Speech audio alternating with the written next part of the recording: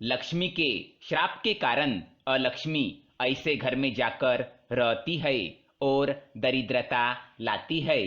नमस्कार दोस्तों, स्वागत है आपका। माँ लक्ष्मी की बहन अलक्ष्मी उनसे कहती है कि मैं इन 4 मनुष्यों के घर में जाकर निवास करूंगी। हम सभी जानते हैं कि माँ लक्ष्मी धन, वैभव, सुख और कीर्ति की देवी है। उनका वास हर घर के लिए सुखकारी होता है। किंतु क्या आप उनकी बड़ी बहन अलक्ष्मी जी के बारे में जानते हैं? वो कहाँ निवास करती है? उनके आगमन से क्या होता है? आज हम आपको माता लक्ष्मी जी की बड़ी बहन, जिन्हें ज्येष्ठा भी कहा जाता है, उनके बारे में बताने जा रहे हैं। इसलिए आप इस वीडियो को अंत तक जरूर देखें। अगर आपको वीडियो पसंद आए तो इसे लाइक कर दे, साथ ही चैनल को सब्सक्राइब करें ताकि ऐसे ही जानकारी वाले वीडियो आप देख सके। ये तो आप सभी जानते हैं कि समुद्र मंथन के समय सबसे पहले हलाहल नामक विष की उत्पत्ति हुई थी, उसके बाद अमृत की। तो हलाहल के बाहर आने के साथ उनकी एक बूंद से अलक्ष्मी जी की उत्पत्ति हुई और इसके बाद माँ लक्ष्मी की उत्पत्ति हुई। इसी कारण अलक्ष्मी जी को माता लक्ष्मी की बड़ी बहन या ज्येष्ठा भी कहा जाता है। पुराणों में किए गए वर्णन से पता चलता है कि अलक्ष्मी जी का स्वरूप बहुत ही श्याम है। उनके बाल बिखरे हुए हैं, उनकी आंखें लाल है तथा वे काले वस्त्र धारण करती है। जब श्रीहरि विष्णु जी का माता लक्ष्मी के साथ विवाह हुआ, तब माँ लक्ष्मी की बहन अलक्ष्मी सदैव वैकुंठ पहुंच जाया करती थी। जब भी लक्ष्मी और श्रीहरि विष्णु एकांत में होते थे, अलक्ष्मी जी उनके साथ आकर बैठ जाया करती थी।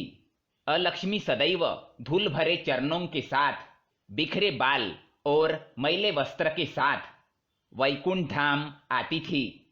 ये देखकर देवी लक्ष्मी को एक दिन बहुत क्रोध आया। उन्होंने अलक्ष्मी को श्राप दिया कि तुम सदैव उन घरों में निवास करोगी जहां स्वच्छता नहीं होती और तुम्हारे आगमन से घर में दरिद्रता प्रवेश करेगी। माता का क्रोध शांत होने पर श्रीहरि विष्णु जी ने अलक्ष्मी का विवाह उदालक मुनि के साथ करवाया। उदालक मुनि अलक्ष्मी जी को अपने साथ आश्रम ले गए, जहां पर यज्ञ, धूप दीप, मंत्र, ध्यान जैसे कार्य संपन्न किए जा रहे थे। अलक्ष्मी जी को ये देखकर बहुत क्रोध आया। उन्होंने कहा, ये स्थान उनके रहने योग्य नहीं, उन्हें कहीं और वास करना है। उदालक मुनि ने उनसे पूछा कि वे कहाँ निवास करना चाहते हैं।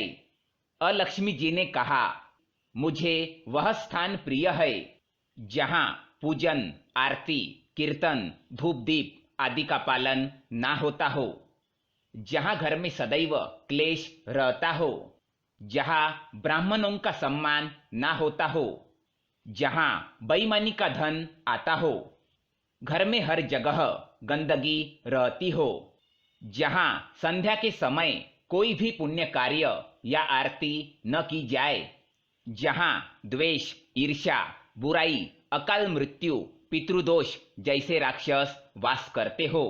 मुझे ऐसे स्थान पर वास करना अति प्रिय है। अलक्ष्मी के मुख से ये सब सुनकर उदालक मुनि बहुत ही दुखी हो जाते हैं। वे अलक्ष्मी जी को वहां से एक वन में ले जाते हैं और उनसे पीपल के पेड़ के नीचे बैठने के लिए कहते हैं और मुनि वहां से आगे की यात्रा पर निकल जाते हैं। अलक्ष्मी जी पीपल के नीचे बैठकर विलाप करने लगती है। उनका विलाप सुनकर श्रीहरि विष्णु उनके सामने प्रकट होते हैं। अलक्ष्मी जी श्रीहरि विष्णु से कहती है कि उनके पति ने उनका त्याग कर दिया है, अब वे कहाँ निवास करेंगी और उनका भोजन का प्रबंध कैसे होगा।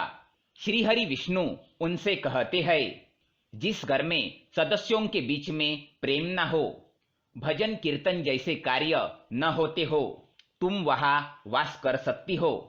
और जो मनुष्य दूसरे के मेहनत के धन को लूट लेते हैं, कमजोरों का हक खा लेते हैं, उनके धन पर तुम्हारा अधिकार होगा। और जिस घर में किसी भूखे को भोजन न कराया जाए, ब्राह्मणों को दान न दिया जाए, स्त्री का सम्मान न किया जाए, उस घर के अन्न पर तुम्हारा कब्जा होगा। श्रीहरि विष्णु उनसे कहते हैं, पर तुम उन घरों में प्रवेश नहीं कर सकती जहां भक्ति की गंगा बहती हो, जिन घरों में सदैव स्वच्छता, नियम और पुण्य कार्य किए जाते हो, जिन घरों की स्त्रियां सदैव मां अन्नपूर्णा का सम्मान करती हो, जहां ब्राह्मण भूखे और पशुओं सहित सभी को भोजन प्राप्त होता हो, जिन घरों में यज्ञ, कीर्तन, श्रद्धा, सत्संग और प्रेम का निवास हो, उन घरों में तुम्हारा जाना वर्जित होगा। तुम उन घरों में कभी प्रवेश नहीं कर पाओगी। और जो मनुष्य शनिवार के दिन तुम्हारा पीपल के पेड़ के साथ पूजन करेगा, उस पर तुम्हारी बहन लक्ष्मी की कृपा बनी रहेगी। ऐसा कहकर श्रीहरि विष्णु अंतर्ध्यान हो जाते हैं। तब से अलक्ष्मी जी उन घरों में निवास करती है जहां गंदगी, द्वेष, क्लेश, पाप और कोई भी सत्कार्य नहीं किए जाते हो।